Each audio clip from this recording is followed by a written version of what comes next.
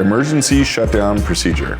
So this might not be applicable to your business. It really depends what your business does, but you might have specialized equipment that has a very specific emergency shutdown procedure. So for example, if you're a manufacturer and you have a big long manufacturing line or assembly line, you might have to turn off the equipment in a very specific order.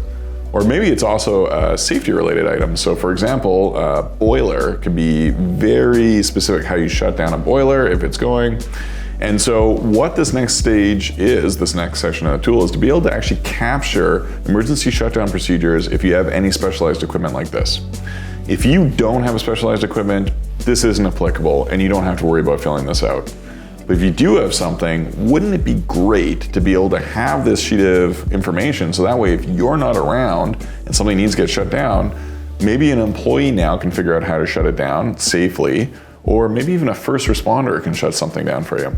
So that's the idea with this section here. So again, we would go into the tool and it's pretty straightforward. You would literally just type in the name of the asset or the equipment at the top. And so we could say like a bottling line at a manufacturing place, for example. And then the shutdown procedure is number 1, the canner, number 2, cleaning, and so forth. Number 3, and you can actually go into as much detail or as little detail as you want.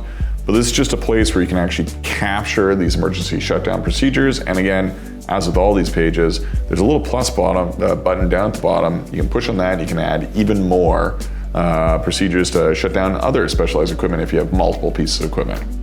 And that's the emergency shutdown procedure section of the business continuity plan. And again, might or might not be applicable to your business. If it is, make sure to include it.